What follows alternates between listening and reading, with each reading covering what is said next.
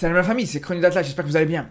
Alors aujourd'hui, il y a une question qui fait beaucoup parler actuellement, c'est est-ce qu'il faut boycotter les produits israéliens pour soutenir la cause palestinienne? C'est une question qu'on entend beaucoup en ce moment, il y en a beaucoup qui incitent au boycott, il y en a qui veulent pas le boycotter, il y en a qui disent que ça sert à rien, il y en a qui disent que c'est pas possible, etc.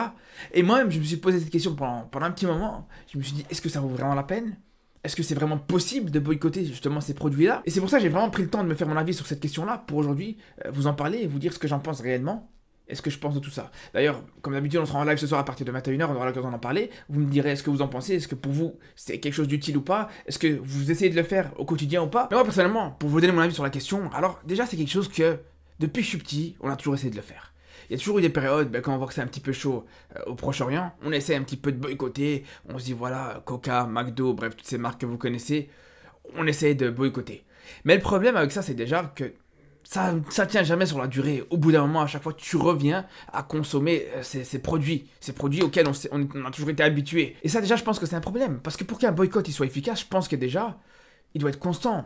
Il doit être présent sur la durée. C'est pas juste sur 2-3 jours, c'est pas juste sur une semaine que ça va avoir un gros impact si tu boycottes un produit. Mais encore ça, à la limite, c'est pas le plus gros problème, parce qu'en vérité, c'est vrai que pour un boycott, généralement, il peut y avoir une certaine efficacité, même si c'est sur une certaine période assez restreinte, assez courte. Donc c'est même pas ça le plus gros problème.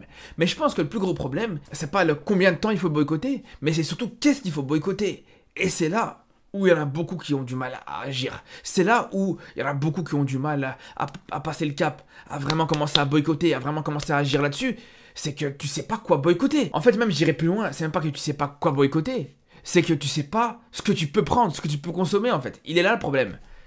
Rien qu'il y a pas plus tard qu'il y a 2-3 jours d'ici, je regardais une vidéo sur TikTok, je voyais un gars, il était au supermarché, il montrait tous les produits, il disait ça faut boycotter, ça c'est poubelle, ça il faut pas prendre. Et il a fait ça quasiment sur tout le rayon.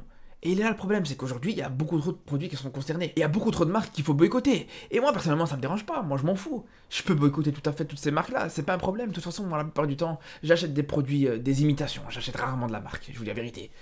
Mais le problème, comme je vous dis, il est pas là. Parce que moi, ça, à la limite, je peux le faire. Dans ma famille, il y en a beaucoup qui boycottent et tout ça. Mais le problème, c'est pas ça. C'est les personnes qui ont plus de mal à franchir ce cap. Les personnes qui n'ont pas forcément été habituées à ça. Les personnes qui ont été toujours habituées à prendre de la marque et tout ça, ben quand tu vas commencer à leur dire non, ça tu dois arrêter. Ah, t'aimes bien le Coca? Ben le Coca faut oublier. Ah, t'aimes bien aller au McDo? Ben le McDo faut oublier. Ah, le Starbucks t'aimes bien? Le Starbucks faut oublier. Bref, et tu fais ça avec toutes les marques possibles et inimaginables, la personne elle aura du mal à franchir le cap. Le problème c'est ça aujourd'hui. Dans la société de consommation dans laquelle on est aujourd'hui, c'est très difficile de dire à quelqu'un tu dois sortir de ta zone de confort.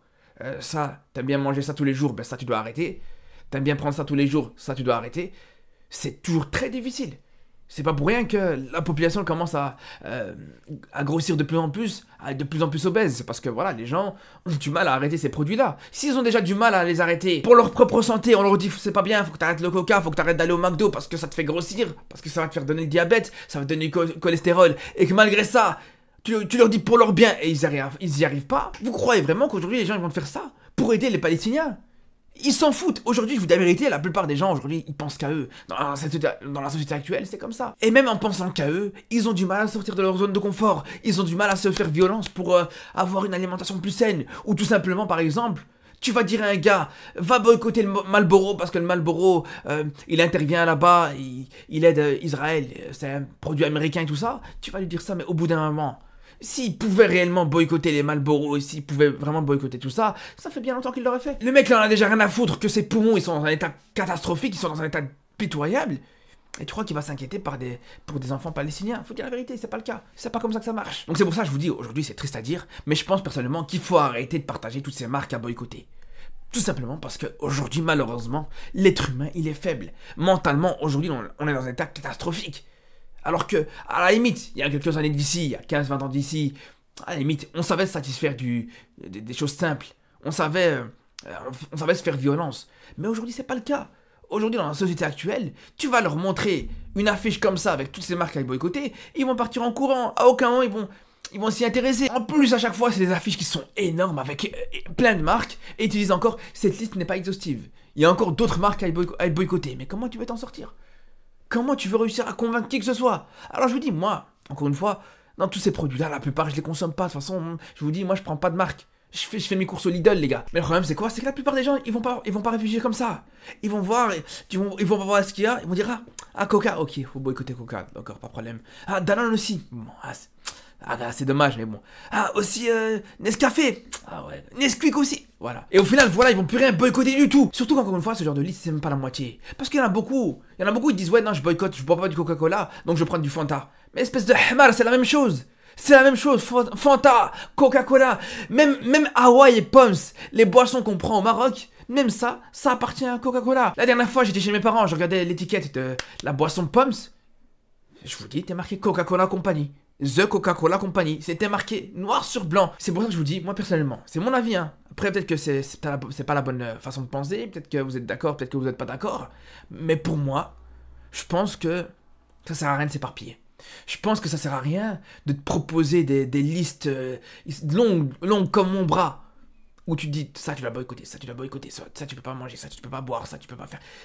Je pense qu'à la place de faire ça, il faut se concentrer sur 1, 2 ou 3 produits maximum. Tu dis, ces 3 produits-là, tu mets une croix dessus. Parce que là, au moins, la plupart des gens, ils pourront faire cet effort-là. Ils vont dire, bon, allez, c'est 3 produits, mais après, voilà, le reste, je peux. Le reste, à la nuit, c'est pas grave.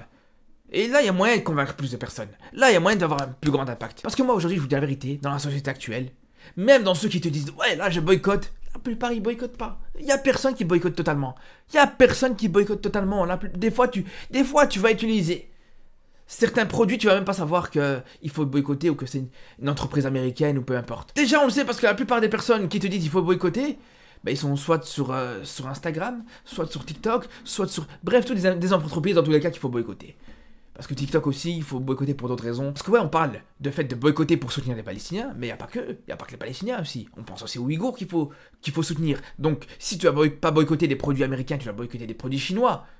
Et il est là le problème. Donc c'est pour ça que je vous dis, quand tu sais que tu pourras jamais tout boycotter, eh ben, essaie de repérer les marques sur lesquelles tu peux le plus agir, les marques qui sont le plus impliquées dans ce genre de conflit, et à ce moment-là, tu essaies de les cibler eux.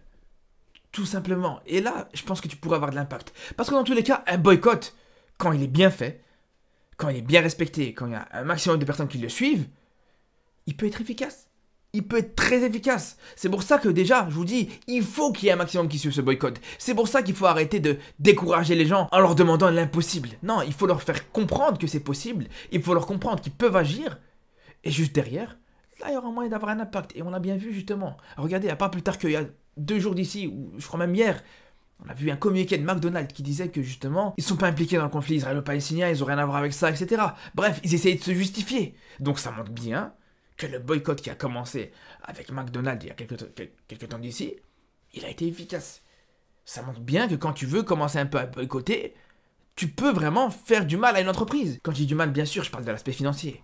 Donc aujourd'hui, je pense que le boycott, c'est une manière tout à fait légale, une manière pacifiste, une manière sans violence, sans incitation à la haine, sans quoi que ce soit, d'agir quand t'es pas d'accord avec une certaine politique d'un pays ou de l'autre, tout simplement. Et je vous dis, attention, le but de ces boycotts, c'est pas de discriminer un État ou de discriminer un peuple surtout. Loin de là. Aujourd'hui, si on prend une entreprise américaine, une entreprise chinoise, une entreprise israélienne qui se dit étant pacifiste et qui prouve qu'elle l'est, bien sûr, si cette entreprise, elle est vraiment pacifiste, elle a absolument aucune implication dans tel ou tel conflit, mais bien sûr que là, à ce moment-là, il n'y a absolument aucune raison de boycotter ça. Non, moi je parle de ces entreprises qui sont directement impliquées dans des conflits. Bien sûr, c'est eux qu'il faut boycotter. C'est pour ça que, comme je vous disais, quand il faut sélectionner 2 ou 3 marques à boycotter, il faut aller voir des marques, comme je vous dis, qui sont impliquées dans des conflits. Si ça se trouve, tu vas vouloir boycotter la marque, je sais pas moi, Adidas par exemple, mais que derrière, c'est tout à fait possible qu'une marque comme Nestlé, elle est beaucoup plus impliquée dans ce conflit. Et c'est pour ça que je vous dis qu'il faut qu'on arrête de se disperser sur plusieurs marques à boycotter. Parce que déjà, premièrement, tu seras plus efficace si tu vas agir sur 2 ou 3 marques. En plus de ça, il y a plus de gens qui pourront agir. Et surtout, tu pourras agir sur les marques les plus dangereuses, entre guillemets. Les marques qui sont le plus impliquées. Les marques qui font le plus de dégâts.